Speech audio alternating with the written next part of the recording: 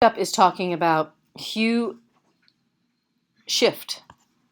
So we go to image adjustments and we choose the choice hue saturation.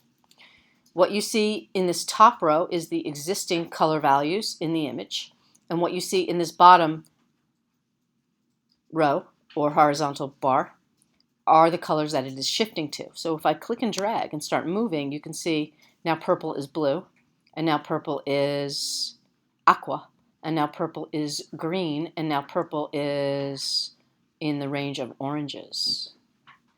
This is where purple is in the original image, and this is the color that it is now changed to. So if you press the Option key and you click on the Reset button, it actually is a way of resetting a dialog box without closing and opening it. And again, here's orange, okay? Orange here where it says drop in dance and fitness. And here's essentially where that orange is up here in this bar. And as I start to slide the hue slider, now orange is going to be green-ish. There, it's really green. See what's happening? So here's green and there's orange right above it. So orange has now turned green. That's what this represents. Now, I don't look at this when I'm changing my colors. I just usually change them. But that is what's happening there. So as you slide around, you're shifting the hue. Okay? So it's nice to know. That's actually not random. Does that make sense? Okay. So if I really wanted that type to be a specific color and not to change the other colors, there is something else I can do. So this is the hue saturation dialog box, and this is one way I can change color in an image. And I will click cancel. Okay. Another way that I can directly affect a specific color in this selected area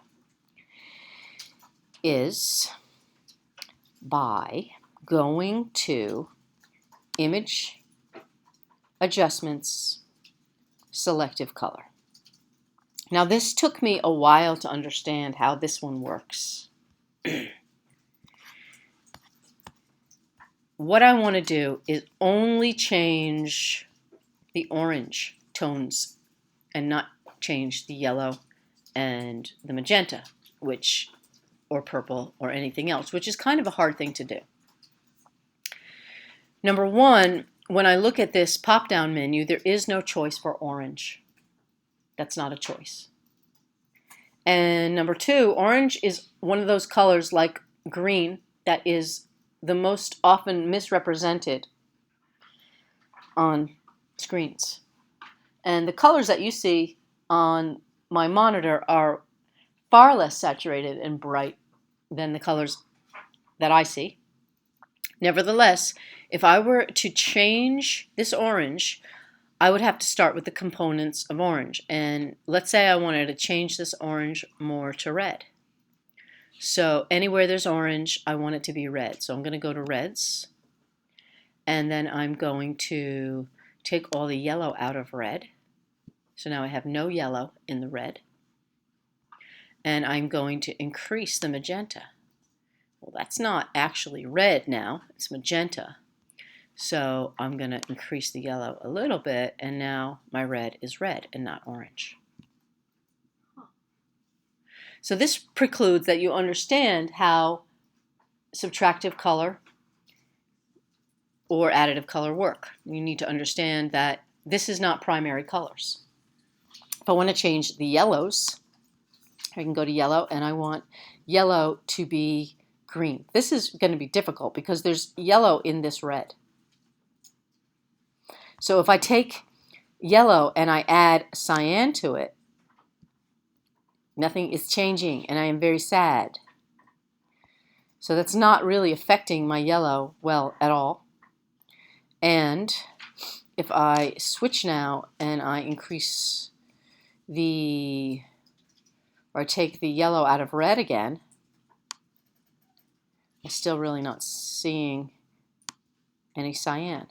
Yellow is really a hard color to narrow down, and for whatever reason, you can play with this thing forever and see very little change in the yellow. I can make things more yellow, but it's difficult to switch from yellow. And I don't know if you've ever tried this, but if you have an image like of a yellow flower and you try to do a hue adjust, I'll show you this. It is very difficult to make a change to anything. It's just a very persnickety color. So if I wanted to change this yellow, this would be not the way I would do it. I'm going to click cancel and everything's going to go back the way it was. Again, this is a selected area, so I wanted to maintain that understanding that nothing else will be changing in this artwork except for this part up here that I have selected. Okay, now another approach would be to go to the select menu. And in the select menu, I could go to, you know what, I just lied to you. Another way I could do this is I could go back to hue adjustments, hue saturation, and then I can change this setting to yellow. This is essentially the same thing as you're doing with selective color. However, here I feel as if I'm getting more control. So now, look, that's the only thing that's changing in that area, just the yellow, because I dialed this out on yellow. Okay? And now I have it the green I want it to be.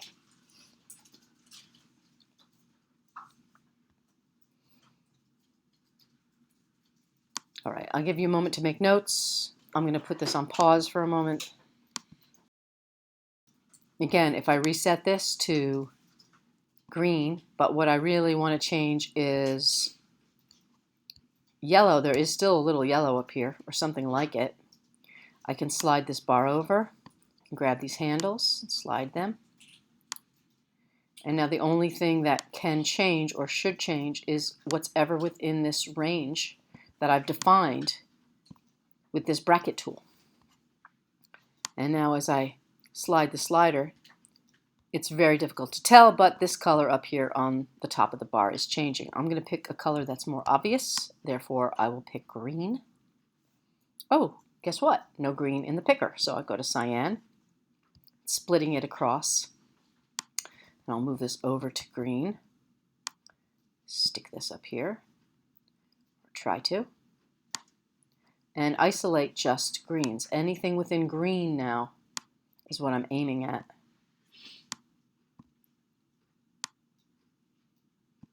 Okay. And now within green, that is all that should change. Now green is the only thing changing, and I've changed it to blue, and in fact it even says green up here now. Okay.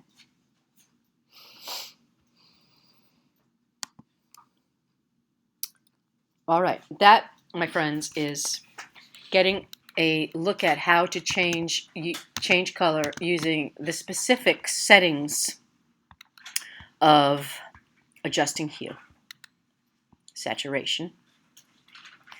Now we're going to talk about value a little bit. So I'm going to go back to Photoshop. And I'm going to stop recording.